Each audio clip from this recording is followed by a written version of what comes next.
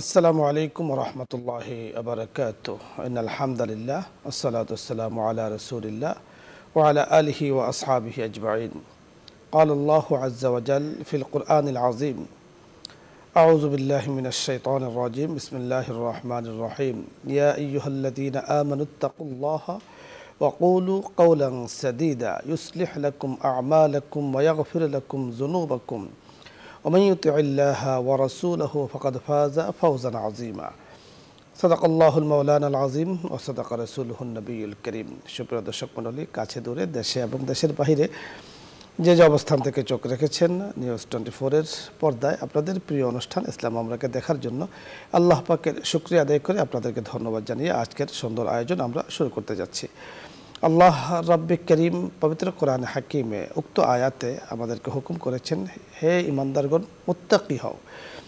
একজন মানুষ মুত্তাকি তখনই হতে পারে যখন তার মধ্যে সৎ এবং সততা থাকে। সৎ এবং সততার মূল্য আল্লাহ তাআলার কাছে অনেক অনেক বেশি, এবং আল্লাহ তাআলা আমাদেরকে হুকুম করেছেন ওয়াকুলু কাউলান সাদীদা, কথা বলবো, সত্য বলবো, সত্য পথে থাকবো, থাকার জন্য তিনি হুকুম করেছেন। তাই আজকে সততার ফজিলত নিয়ে আমরা কথা বলবো। কথা বলার জন্য যিনি আমাদের সাথে আছেন বিশিষ্ট ইসলামী চিন্তাবিদ, শিক্ষাবিদ, বিশিষ্ট ওয়াইজ শেখ মুফতি হারুন রশিদ, হারুন ইসলামাবাদী, খতিব, কলোনি বাজার, জামে মসজিদ, তেজগাঁও, ঢাকা। সাথে আছে আমজাদ হোসেন হেলালি। আসসালামু আলাইকুম ওয়া রাহমাতুল্লাহ। ওয়া আলাইকুম আসসালাম ওয়া রাহমাতুল্লাহি ওয়া বারাকাতুহু। জি সাহেব, কেমন আছেন আপনি? আলহামদুলিল্লাহ, ভালো আছি। আপনি কেমন আছেন? আলহামদুলিল্লাহ, আপনি শায়েখ দোয়া করেছেন, আল্লাহ তাআলা খুব ভালো রেখেছেন।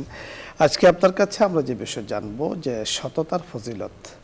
আল্লাহ তাআলা তো কোরআনে কারিমে বলে দিয়েছেন এবং হাদিসে রাসূল আকরাম সাল্লাল্লাহু আলাইহি ওয়াসাল্লামও জানিয়ে দিয়েছেন যে আসিদকু ইউনজি, সততা, সত্যবাদিতা মানুষদেরকে মুক্তি দান করে। তার ফজিলত তাৎপর্য নিয়ে আপনার কাছে আমরা বিস্তারিত শুনব।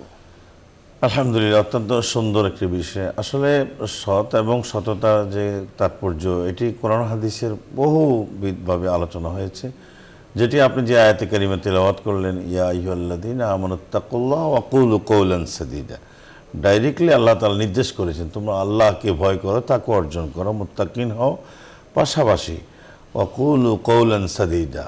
বুঝে গেল তাকওয়া মুত্তাকিন হতে পারলে তার মধ্যে সিদক আসবে এবং সে সততার মতো মন মানসিকতা আসবে। আল্লাহ তাআলা ডাইরেক্ট নির্দেশই করেছেন ওয়া কুলু কওলান সাদীদা, তোমরা সত্য, সদা, সর্বদা রিয়েলিটি এবং রাইট সত্য কথা বলবে। এতে ফজিলত তো আল্লাহ তাআলা নিজেই ব্যক্ত করেছেন যে ইউসলিহ লাকুম আমালাকুম ওয়া ইয়াগফির লাকুম যুনুবাকুম, যদি তোমরা আল্লাহ পাকের নির্দেশ মোতাবেক তাকওয়া প্লাস সততা অর্জন করো তাহলে ইউসলিহ লাকুম আমালাকুম, আল্লাহ বলছেন আমি তোমাদের আমলের মধ্যে যে ত্রুটি বিচ্ছুতি, তোমাদের খতা কাসুরি যেগুলো আছে আমি ইসলাহ করে দিব। তো ইসলাহ দুই অর্থ, একটা হলো যে আমাদের মধ্যে ত্রুটি পরিলক্ষিত হয়, সততার বরকতে আল্লাহ তাআলা ত্রুটিটাকে এটা সুন্দর করে দিবেন, পরিমার্জিত করে দিবেন। আরেক মুফাসসিরিনরা আমরা লিখছেন যে না, আল্লাহ তাআলা তোমাদের গুনাহ সমূহকে মাফ করে দিবেন। এই জন্য আল্লাহ তাআলা বলতেছেন যে ইউসলিহ লাকুম আমালাকুম। আরেকটি ফজিলত অত্যন্ত সুন্দর, ওয়া ইয়াগফির লাকুম যুনুবাকুম, আল্লাহ সুবহানাহু ওয়া তাআলা তোমাদের জীবনের গুনাহ সমূহকে মাফ করে দিবেন। দেখেন এখানে আল্লাহ পাক জামবন থেকে বহু বছর জুনুব আনছেন, যে আমাদের জীবনে অনেক গুনাহ, আমাদের গুনাহের আইটেম অনেক বেশি। তা আল্লাহ সুবহানাহু ওয়া তাআলা সততা বরকতে এবং তাকওয়া এবং সততার ফজিলত এত বেশি যে আল্লাহ তাআলা বলতেছেন তোমাদের জীবনের গুনাহগুলো মাফ করে দিব। ওয়া ইয়াগফির লাকুম যুনুবাকুম আল্লাহু গফুরুর রহিম, আল্লাহ তো ক্ষমাশীল, আল্লাহ ক্ষমার সাগর। আল্লাহ পাক ক্ষমা করাটাই আল্লাহর পছন্দ। এবং এই বিষয়ে কোরআনুল কারীমে আরও অনেক আয়াতে কারীমের মধ্যে আল্লাহ তাআলা বলছেন, রাসূল করিম সাল্লাল্লাহু আলাইহি সাল্লাম বলেন আস-সিদকু ইউনজি ওয়াল কিযবু ইউহলিক, যে কথাটা ছোট্ট একটা হাদিসের অংশ হলেও তার অর্থটা যথেষ্ট ব্যাপক, যে সত্য মানুষকে, সততায় মানুষকে ইউনজি নাজাত দেয়, মুক্তি দেয়, তাকে আল্লাহ তাআলা পরিত্রাণ করেন। আর পাশাপাশি তার মিথ্যা যেটা, ওইটা মানুষকে একেবারে বিপদগ্রস্ত করে দেয়, মানুষকে এতে ক্ষতিগ্রস্ত করে দেয়। এবং আমাদের এটা আঞ্চলিক ভাষায় বলে হাসায় বাসায় মিশায় খিসায়। সহজ বলতে গেলে যদি মানুষের একটু কষ্ট হয়, আজকের এই মিথ্যা কথা বলাটা মানে এত প্রবণতা মোবাইলের যুগে যে একজনে আছে এখন সে বসুন্ধরা, সে বলতেছে হ্যাঁ আমি তো এখন রামপুরে আছি, এটা কিন্তু মিথ্যা কথা। এবং একজন স্কুল শিক্ষকের কাছে, শিক্ষিকাদের কাছে ছাত্রছাত্রীরা ভুল করছে, জিজ্ঞেস করছে একটা, সে মিথ্যা কথা বলছে। মায়ের কাছে সন্তান এবং বসদের কাছে তার সাধারণ কর্ম করে। তো কেউর জন্যই এই সততা মিথ্যার আশ্রয় নেওয়াটা আদৌ সঠিক নয়, বরং ফজিলতের সততার উসিলায় আল্লাহ রাব্বুল আলামিন তাকে হাজার রকমের জাগতিক বিপদ আপদ বলিয়াত থেকে আল্লাহ হেফাজত করবেন। এবং মানব সমাজে এই মানুষটা, মহিলা হোক আর পুরুষ হোক, শহরওয়ালা হোক গ্রামওয়ালা হোক, তার একটা আলাদা মূল্যায়ন হয়ে যায় যে উনি সত্য কথা বলেন, এবং তার কথা মানুষ খুব দাম দেয় এবং তাকে খুব কেয়ারফুল করেন। তো সেই জন্যে আল্লাহ সুবহানাহু ওয়া তাআলা কোরআনুল কারীমের বিভিন্ন জায়গায় আল্লাহ পাক সত্যের প্রতি উদ্বুদ্ধ করেছেন। নবী সাল্লাল্লাহু আলাইহি সাল্লাম হাদিসের মাধ্যমে এটা একটা ব্যাপক বিষয়, যথার্থ আপনি বলেছেন, আল্লাহ পাক আমাদের বুঝার তৌফিক দান করুন। আপনি সুন্দর চমৎকার বলেছেন। দর্শক মণ্ডলী, সততা, সত্যবাদিতার ফজিলত, তাৎপর্য আমাদের কারো কাছে কিন্তু গোপন নয়। আমরা সকলেই জানি, ব্যক্তিভেদে সকলে জানি যে সততার ফজিলত কি, তাৎপর্য কি এবং এর উপকার কি। সততা, সত্যবাদিতা পারিবারিক জীবনকে যেমন শান্তিময় করে দেয়, সামাজিক জীবনকেও শান্তিময় করে দেয়। এবং সর্বক্ষেত্রে সততার পরিচয় যখন থাকবে, সত্য পরিবেশ থাকবে, তখন সেখানে শয়তান কিন্তু খুব একটা পাবে না, সুযোগ পাবে না, এবং এখান থেকে সে পলায়ন করতে বাধ্য হবে। এজন্য সত্যতা এবং সত্যবাদিতার পরিচয় এবং এর পুরস্কার, ফজিলত নিয়ে আল্লাহ তাআলা কোরআনে বলেছেন তিনি জীবনের আমলগুলোকে পরিশুদ্ধ করে দেবেন। আমাদের জীবনে যত নেক আমল আমরা করি, কোনটা পরিশুদ্ধ কোনটা পরিশুদ্ধ নয় তা তো আমরা জানি না। রব্বে করিম এই সততা, সত্যবাদিতার কারণে আমার জীবনের আমলগুলোকে পরিশুদ্ধ করে দিবেন, জীবনের গুনাহগুলোকে মাফ করে দিবেন। সুবহানাল্লাহ। অনুরূপভাবে সত্য পন্থা অবলম্বন থেকে বিরত থাকা, মিথ্যা পন্থা অবলম্বন করার দ্বারা ক্ষতি যা হয়, জীবনের বরকত নষ্ট হয়ে যায়। একজন মানুষ জীবনে অনেক বরকত চান, হায়াতে বরকত চান, অর্থনৈতিক বরকত চান, সন্তান সন্ততিতে বরকত চান, সব কিছুতে বরকত চান। এই বরকতগুলি কিন্তু নষ্ট হয়ে যায় মিথ্যা পন্থা পদ্ধতি অবলম্বন করার কারণে, এবং একটা পর্যায়ে পারিবারিক ডিসিপ্লিন, শৃঙ্খলা নষ্ট হয়ে যায়। একটা পর্যায়ে সেখানে অশান্তি বিরাজ করতে থাকে। তাই মিথ্যাকে আমরা না বলি, সত্যকে হ্যাঁ বলি। আল্লাহ পাক আমাদেরকে তৌফিক দান করুন। আলোচ্য বিষয় নিয়ে আপনাদের যদি কোনো প্রশ্ন থাকে, বুঝার থাকে, কোনো ইসলামিক কোনো প্রশ্ন, মাসলা মাসাইল সংক্রান্ত থাকে, আপনি প্রশ্ন করুন, আমরা চেষ্টা করব কথা বলার জন্য। প্রথমে জেনে আছেন, আসসালামু আলাইকুম ওয়া রাহমাতুল্লাহ। দর্শক নাম বলে পরিচয় দিয়ে প্রশ্ন করুন। জি আসসালামু আলাইকুম। ওয়া আলাইকুম আসসালাম ওয়া রাহমাতুল্লাহ। আমি মাসুম, কুমিল্লা ধর্মপুর থেকে। প্রশ্ন করুন। তিরমিজি শরীফ হাদিস নম্বর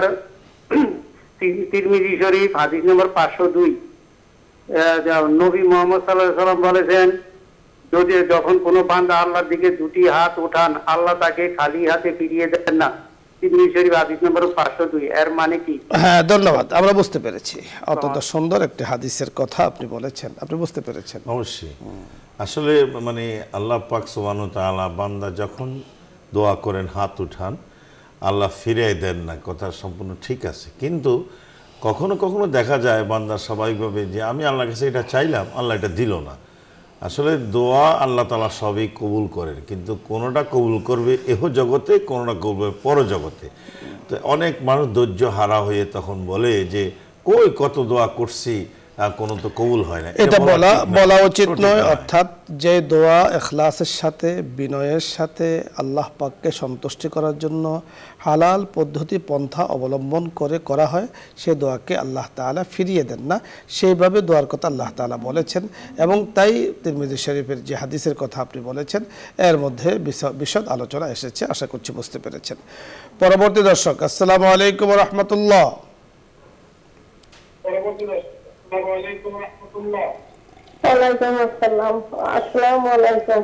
ওয়ালাইকুম আসসালাম ওয়া রাহমাতুল্লাহ।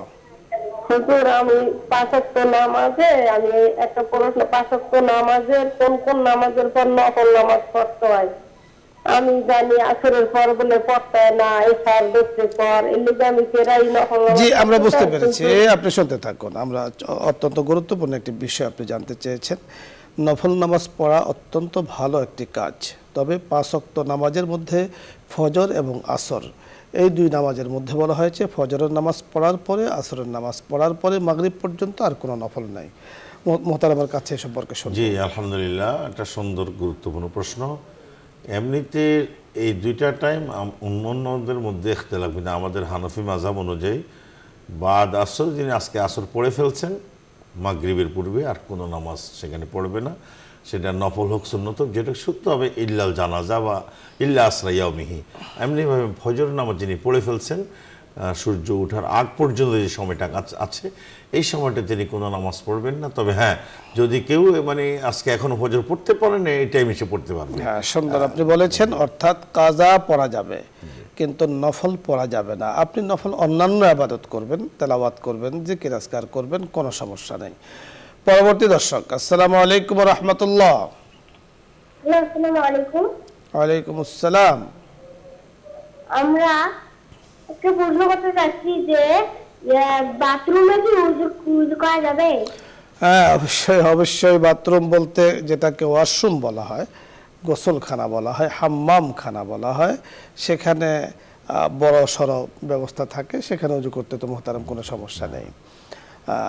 আর যেটাকে শুধুমাত্র বাথরুম বলা হয়, এখানে আসলে বাথরুমের সাথে সম্পৃক্ত না, বিষয় হলো নাপাক আর নাপাক ছাড়া। যদি আপনি নাপাক মুক্ত থাকতে পারেন আর সেখানে ওজুর ব্যবস্থাও থাকে, আলাদা বেসিন, আলাদা থাকে, ওজুর ব্যবস্থা থাকে, এতে কোনো সমস্যা নেই। পরবর্তী দর্শক, আসসালামু আলাইকুম ওয়া রাহমাতুল্লাহ। ওয়ালাইকুম আসসালাম। আসসালামু আলাইকুম। জি প্রশ্ন করুন। প্রশ্ন কি হুজুর? ওয়ালাইকুম আসসালাম হুজুর, আমি মাদারীপুর থেকে বলছি। জি হুজুর আমি বলছি যে আমার হাজবেন্ড হাই স্কুল টিচার, আমি চাকরি করি। ও রোজা নামাজ সব দিকে পরিপূর্ণ হুজুর, কিন্তু ও ঘরে সবসময় মিথ্যা বলার চেষ্টা করে এবং ধন্যবাদ, আমরা বুঝতে পেরেছি। আমরা ঠিক আছে, মিথ্যা যিনি আপনার স্বামী বলুক আর আপনি বলেন আমি বলি, যেই বলুন মিথ্যা মিথ্যাই। শায়েখের কাছে আমরা শুনবো এই সম্পর্কে। আসলে মানে অনেক সময় মানুষ জাগতিক কারণে, কৌশলগত কারণে নিজে মিথ্যা কথা বলে, কিন্তু আসলে মিথ্যার দ্বারা সে যে কারণে মিথ্যা বলছে, যেটা আপনি কিছুক্ষণ আগে বলছিলেন, আসলে তার ঘরের যে বরকত, খায়ের বরকত আল্লাহ তাআলা ছিনিয়ে নেন এক। আর মিথ্যায় সকল আপাত বলিয়াতের জন্ম দেয়, এবং সকল রকমের ঝগড়া ফাসাদের সৃষ্টি মিথ্যায় করে। তো সেজন্য শুধুমাত্র কোনো কোনো ক্ষেত্রে যদি মিথ্যা বলার দ্বারা কারো জান বেঁচে যায়, তখন শুধুমাত্র, এমনিতে মিথ্যা অভ্যাস পরিহার করতে হবে। যথার্থ আপনি বলেছেন, সেক্ষেত্রে বলা হয়েছে হেকমা, সেখানে হেকমত অবলম্বন করার কথাই বলা হয়েছে। কিন্তু মিথ্যা যেভাবে বলা হোক, মিথ্যা মিথ্যায়, মিথ্যাকে সত্যের প্রলেপ দেওয়ার আসলে কোনো সুরত নেই। কোনো হেকমত অবলম্বন করে সেখানেও লম্বা চড়া আলোচনা আছে। তো আল্লাহ রাব্বুল কারীম আমাদের সকলকে সব ধরনের মিথ্যা থেকে হেফাজত করুন। শাইখ আপনাকে ধন্যবাদ জানাচ্ছি, দর্শক মণ্ডলী আপনাদের সকলকে ধন্যবাদ জানাইয়ে আজকের সুন্দর আয়োজন আমরা শেষ করতে যাচ্ছি। যে আমরা যে বিষয় নিয়ে কথা বলছিলাম, যে আসিদকুয়ুনজি, আমরা পরিবার চালাই, পরিবারের অভিভাবক যারা আছে, ঠিক মিথ্যার প্রভাব নিজের ব্যক্তি জীবনে পড়ে, মিথ্যার প্রভাব নিজের সন্তানদের উপরে পড়ে, মিথ্যার প্রভাব নিজের পরিবারের উপরে পড়ে। এজন্য মিথ্যা থেকে দূরে থাকা, আর সত্য তার প্রভাবও সকলের উপরে পড়ে। এর দ্বারা একটা বরকত কিন্তু হাসিল হয়, বরকত অর্জন হয়। আল্লাহ রাব্বুল কারীম আমাদেরকে বরকতময় জীবন দান করুন, আর সব ধরনের না বরকতি থেকে আল্লাহ পাক আমাদের সকলকে হেফাজত করুন। সকলকে ধন্যবাদ জানিয়ে আগামী দিনের অনুষ্ঠানের আমন্ত্রণ জানিয়ে আজকের মতো বিদায় নিচ্ছি। আসসালামু আলাইকুম ওয়া রাহমাতুল্লাহি ওয়া বারাকাতুহু। দোয়া হবে, দরুদ ইস্তিগফার পাঠ করি। اللهم صل على سيدنا ونبينا وشفيعنا وحبيبنا مولانا محمد صلى الله عليه وعلى آله وأصحابه وبارك وسلم. أستغفر الله ربي من كل ذنب وأتوب إليه، لا حول ولا قوة إلا بالله العلي العظيم. الحمد لله رب العالمين، الحمد لله رب العالمين، والصلاة والسلام على أشرف الأنبياء والمرسلين وخاتم النبيين وعلى آله وأصحابه أجمعين اللهم صل على سيدنا محمد وعلى آل محمد كما صليت على إبراهيم وعلى آل إبراهيم إنك حميد مجيد اللهم صل على سيدنا محمد صلاة تنجينا بها من جميع الأهوال والآفات وتقضي لنا بها جميع الحاجات وتطهرنا بها من جميع السيئات وترفعنا بها عندك على الدرجات وتبلغنا بها أقصى الغايات من جميع الخيرات في الحياة وبعد الممات إنك على كل شيء قدير يا الله يا رحيم নিউজ 24 এর লাইভ অনুষ্ঠান ইসলাম আমরাই বসে ইয়া আল্লাহ সততার ফজিলত নিয়ে আমরা কথা বলেছি দরুদ ও ইস্তেগফার পাঠ করেছি অনেকের প্রশ্নের উত্তর নিয়ে কথা বলেছি মেহেরবানি করে আমাদেরকে বোঝার আমল করার মেহেরবানি করে আপনি তৌফিক দান করেন আমিন ইয়া আল্লাহ আমলগুলোকে আপনি কবুল করে নেন মঞ্জুর করে নেন এর হাদিয়া লক্ষ কোটি গুণ বাড়িয়ে মাওলাই করিম तमाम জাহানের উম্মতে মুসলিমা যারা ঈমান নিয়ে কবরবাসী হয়েছেন তাদের আরওয়াহ পাকে পৌঁছে দেন মাওলাই করিম বিশেষ করে যে মজলিসে বসে যে অনুষ্ঠানে বসে আপনার শাহী দরবারে হাত তুলেছে এই অনুষ্ঠানের আয়োজক বৃন্দ যারা আছেন মাওলাই করিম ইয়া আল্লাহ বিশেষ করে বসুন্ধরা পরিবার চেয়ারম্যান মহোদয় আত্মীয় স্বজন ইয়া আল্লাহ আমাদের পরিবার আত্মীয় স্বজন যারা কবরবাসী হয়েছেন মেহেরবানি করে সকলকে মাফ করে দেন সকলের আরওয়াহ পাকে হাদিয়াগুলো পৌঁছে দেন ইয়া আল্লাহ জান্নাতের ফয়সালা করে দেন জাহান্নাম থেকে মুক্তির ফয়সালা করে দেন মাওলাই করিম ইয়া আল্লাহ সততার গুরুত্ব নিয়ে আমরা কথা বলেছি মেহেরবানি করে ইয়া আল্লাহ সত্যকে সত্যতাকে সত্যবাদীকে আপনি গালিব দান করেন সব ধরনের মিথ্যা থেকে আমাদেরকে আপনি হেফাজত করেন ইয়া করিম as-সাদিকুল মাসদুক আপনার হাবিব ছিলেন মাওলাই করিম সিদ্দিক আকবর সিদ্দিক ছিলেন আবু বকর সিদ্দিক দুনিয়ার মধ্যে সত্যবাদী ইয়া আল্লাহ তাদের পদাঙ্ক আমাদেরকে অনুসরণ করার তৌফিক দান করেন মাওলাই করিম আমাদের মধ্যে যারা অভাবী আছে অভাবগুলোকে দূর করে দেন পেরেশানি আছে পেরেশানিগুলোকে দূর করে দেন বসুন্ধরা পরিবারকে কবুল করে নেন ব্যবসাগুলোকে বরকতময় করে দেন রিজিককে হায়াতকে বরকতময় করে দেন আমাদের সকলকে আপনি বরকতময় জিন্দেগি দান করেন ইয়া আল্লাহ ইয়া করিম কত মানুষ অসুস্থ হয়ে আছেন ডেঙ্গু জ্বরে আক্রান্ত হয়ে কত শিশু মাওলাই করিম আক্রান্ত হয়ে হাসপাতালে ছটফট করছেন কত মানুষ অসুস্থ হয়ে আছেন মাওলাই করিম এই অনুষ্ঠানে সকলের জন্য দোয়া হয় ইয়া আল্লাহ আপনার কাছে আমরা সকলের জন্য দোয়া করছি অসুস্থ মানুষগুলোকে শিফায়ে কামিলা আজলা দায়মা কুল্লিয়া দান করেন মাওলাই করিম রোগ বিরোগ আপনি দেন ভালো আপনি করেন আপনি তো আহকামুল হাকিমিন রব্বুল আলামিন মাওলাই করিম কুন ফায়াকুনের মালিক মেহেরবানি করে তাদেরকে আপনি সুস্থতার নিয়ামত দান করেন ইয়া আল্লাহ কত প্রতিবন্ধী সন্তান রয়েছে কত অসুস্থ মা বাবা রয়েছে বিছানায় পড়ে আছে পরিবারের চিন্তা রয়েছে তাদের জন্য মেহেরবানি করে শিফায়ে কামিলা আজলা দায়মা কুল্লিয়া দান করেন আহকামুল হাকিমিন রব্বুল আলামিন আরহামুর রাহিমিন আপনি করিম আপনি সত্তারুল উয়ুব আপনি সত্তারুল উয়ুব গফফারুজ যুনুব আপনার গুণবাচক নামের উসিলায় আমাদের দোয়াকে কবুল ও মঞ্জুর করে নেন ওয়া সাল্লাল্লাহু তাআলা আলা খায়রি খালকিহি মুহাম্মাদিন ওয়া আলা আলিহি ওয়া আসহাবিহি আজমাইন আমিন বিহুরমাতি সাইয়্যিদিল মুরসালিন আলহামদুলিল্লাহি রাব্বিল আলামিন।